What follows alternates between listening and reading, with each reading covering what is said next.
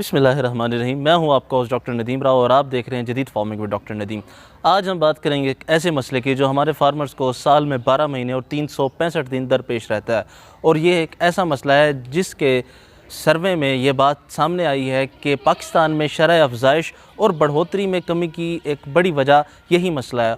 और तकरीबन 42% जानवर किसी न किसी सूरत में इससे मुतासिर रहते हैं और 6 से 1 साल के अंदर जो भी जानवर मरते हैं उनकी 25 से 35% शरह अमवात इसी वजह से होती है।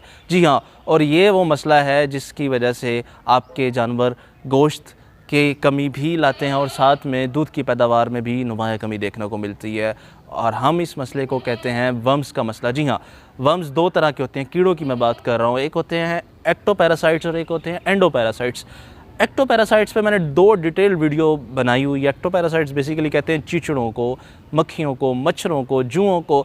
और उनके मुताबिक जो भी डाटा वो मैंने उन वीडियोस में बनाया हुआ जो कि मैं डिस्क्रिप्शन में देख लूँगा, आप उन्हें जाके देख लीजिए। लेकिन आज हमारा मसला उनसे भी जो है वो बड़ा है और वो है एंडोपैरासाइट्स का। जी हाँ, ये कीड़े हैं जो कि जानवर के दिल से लेके उसके जिगर, उसके फेफड़ों, उसके पेट तक में मौजूद होते हैं, उसकी आंतों में भी मौजूद होते हैं। और जानवर जो खुराक खाता है वो उसको पूरी तरह ना तो हज़म होने देते हैं और ना उसका जुज़्व बदन बनने देते हैं। और ये मसला है वर्म्स का, कीड़ों का, और जिसका हल है डिवर्मिंग। आज मैं आपको बताऊंगा कि डिवर्मिंग के क्या क्या फ़वाइद हैं, डिवर्मिंग अगर आप नहीं करते तो जानवरों को क्या नुकसानात पहुंचते हैं और इन कीड़ों को किस तरह से कंट्रोल किया जा सकता है। तो आगे बढ़ने से पहले मैं आपसे गुजारिश करूंगा, अगर आपने मेरे चैनल को सब्सक्राइब नहीं किया तो इसे सब्सक्राइब करें और इस वीडियो को अभी लाइक कर लीजिए। अब हम चलते हैं पूरी वीडियो की तरफ जो आज का हमारा मुद्दा है। अगर हम बात करें कि जानवरों को कीड़ों से क्या क्या नुकसानात पहुंचते हैं तो मैं आपको बता दूं, ये जो जानवरों को आप डल देखते हैं, उनकी आंखों से पानी निकल रहा होता है या गंद वगैरह उनकी आंखों में होती है, या कुछ जानवरों का बच्चों में ख़ुसूसन तौर पे ये देखा गया कि उनका पेट ढोल नुमा हुआ होता है, तो उसकी वजह ये कीड़े ही हैं। कुछ जानवरों की स्किन बड़ी ड्राई और सूखी होती है, उसकी वजह भी ये कीड़े हैं। और इनकी वजह से बहुत सारी बीमारियां भी होती हैं जिनमें लंग वर्म्स है और ये इन्फेस्टेशन है लंग वर्म्स के अंदर। फिर जानवरों के जो है जिगर के अंदर जो मसाइल हैं वो भी इसी वजह से होते हैं। फिर अगर जिगर के मसले होते हैं तो फिर खून की कमी आ जाती है, जानवर कमज़ोर और लागिर हो जाता है। अगर जानवर को आपने बीफ पर्पज़ के लिए रखा हुआ है, गोश्त बढ़ोतरी के लिए रखा हो, तो वो अपनी खातिर खा जो है बढ़ोतरी नहीं दिखा सकता। गोबर जो है उसमें बदबू आती है, ये वो पतला करता है। कभी कभार कब्ज़ की शिकायत भी देखने में आती है, जानवर के मुंह से रालें निकलती हैं। और इस वर्म्स के ही साइड इफ़ेक्ट ये भी हैं कि आपका जानवर पूरी ग्रोथ नहीं दिखाता। और इसका जो सबसे बड़ा मसला देखा गया वो ये देखा गया कि आपका जानवर वक्त पर हीट में नहीं आता और ना ही सने बलोगत तक वक्त पर पहुंचता है और उनकी ग्रोथ कम हो जाती है। अब इन सारे मसाइल का हल ये है कि आप जानवरों की डिवर्मिंग करवाएं।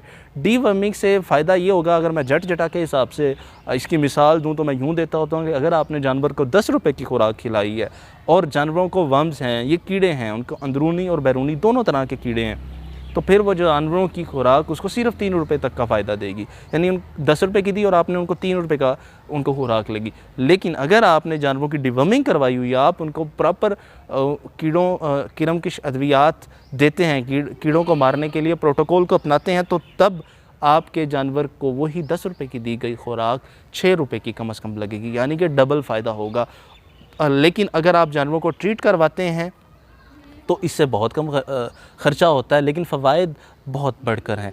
तो अब मैं आपको बताता हूँ कि जानवरों को अगर आप डिवर्म करवाते हैं और उनसे रिज़ल्ट्स नहीं आ रहे हैं तो उसकी कुछ वजूहात है। कुछ लोग कहते भी हैं कि हमने डिवर्मिंग करवाई लेकिन कुछ खातिर खा रिज़ल्ट्स नहीं है, तो उसकी वजह ये होती है कि आप एक ही तरह की जो केमिकल कंपोजिशन है उसको इस्तेमाल कर रहे होते हैं, एक ही तरह के फार्मूले को अपना रहे होते हैं। तो ये रिसर्चेस के मुताबिक मैं आपको बात बता रहा हूँ कि जो वर्म्स होते हैं इनमें बड़ी सलाहियत होती है कि ये एक ही तरह के केमिकल्स को अडॉप्ट कर जाते हैं और फिर उन पर इसका कोई असर नहीं होता, उससे रेजिस्टेंट हो जाते हैं। इसको साइंटिफिकली अगर हम टर्मिनोलॉजी में देखें तो वो उससे रेजिस्टेंट हो जाते हैं, उससे टॉलरेंट हो जाते हैं। तो मैं आपको कहूँगा कि जब भी आप डिवर्मिंग करवाएं तो कुछ हिदायत हैं जो मैं आपको देना चाहता हूँ। सबसे पहले तो आप सील चेक कर लें कि वो खुली है, पहले ऐसा ना हो कि खुली हुई हो। फिर उसकी एक्सपायरी डेट आप चेक करें। फिर जब आप जानवर को दें तो तब आपने ये ज़रूर देखना है कि उसकी आपने डोज़ जो दे रहे हैं वो पूरी दें, ना ही ज़्यादा देनी ना ही थोड़ी देनी। और फिर आपने रिपीट ज़रूर करना है। अगर मैं बच्चों में बात करूं तो पहले 15 दिन में आपने बच्चों को डिवर्म करवा देना। बच्चों में वर्म्स का, बच्चों में इन कीड़ों का, पेट के कीड़ों का ज़्यादा मसला होता है, क्योंकि वो ज़मीन में चाटते हैं, मिट्टी को चाटते हैं, और क्योंकि उनकी अभी इम्यूनिटी इतनी अच्छी नहीं होती तो फिर उनके अंदर आसानी से वर्म्स चले जाते हैं, ये कीड़े चले जाते हैं और फिर तोड़ फोड़ करते हैं। और इन वर्म्स की वजह से बेशुमार बीमारियां हैं। और वर्म्स में मैंने आपको बताया वो मक्खियां वगैरह और चीचड़ वगैरह भी आ जाते हैं, जिसकी वजह से थैलीरियोसिस होता है, बेबियोसिस होता है, एनाप्लाज्मोसिस होता है, और बड़ी बड़ी बीमारियां देखने में आई, अमवात तक बात पहुंच जाती है वर्म्स की वजह से। तो आपने ये ज़रूर मद्देनज़र रखनी है बातें जो मैं आपको बता रहा हूं। दवाई पिलानी है आपने तो फिर वो ड्रेंचिंग के हवाले से बड़ा जो मैंने आपको पहले मोहतात कर दिया है कि आपने ड्रेंचिंग प्रॉपर तरीके से करवानी है, कभी भी ज़ुबान नहीं पकड़नी जानवर की, और साइड से जो है ना ड्रेंचिंग गन इस्तेमाल करनी है, और करनी ही ड्रेंचिंग गन इस्तेमाल है। उसकी मज़ीद आप वीडियो देख सकते हैं, मेरे चैनल पर मौजूद है कि कैसे आपने ड्रेंचिंग करवानी है।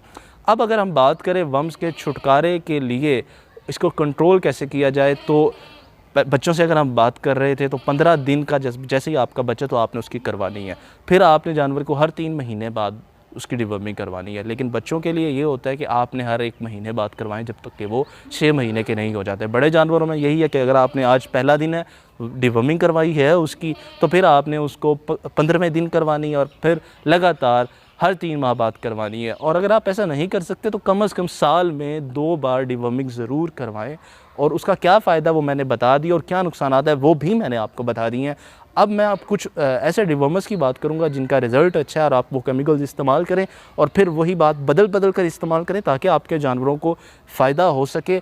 मैं फिर आपको बताता चलूँ, वर्म्स आपके जानवरों को इस वक्त सबसे ज़्यादा नुकसान पहुँचा रहे हैं, और ये साल के किसी भी हिस्से में मुसलसल नुकसान दे रहे हैं। और अब जब ये पेट के अंदर है तो ये कई कई इंचेस तक होते हैं, और जब ये वर्म्स जाते हैं आप जानवर के दिल में भी होते हैं, फेफड़ों में भी होते हैं, तो उनको नुकसान देते हैं। ये हसास किस्म के जानवर के ऑर्गन्स है, और इन्हीं पे बढ़ोतरी का सारा दारोमदार होता है। जब ये इन्हीं को नाकारा कर देंगे तो क्या जानवर ने बढ़ोतरी देनी, और फिर क्या आपको दूध की पैदावार जानवर ने देनी है।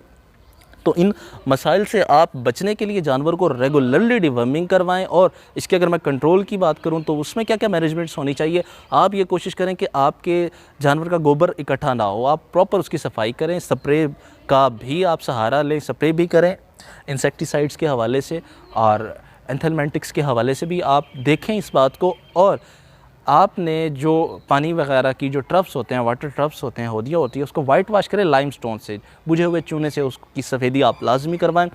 और आपने डिवर्मिंग को ज़रूर अपनाना है। ये कुछ चंद जो है इसकी बचाव की तदाबीर हैं। और सबसे बड़ी बात कि इनकी ग्रोथ ज़्यादातर होती है क्रैक्स के अंदर, दीवारों की जो दरारें वगैरह होती हैं उसके अंदर होती हैं, शेड्स के अंदर अगर कोई स्पेस ऐसी मौजूद है तो वहाँ पे हो सकती है।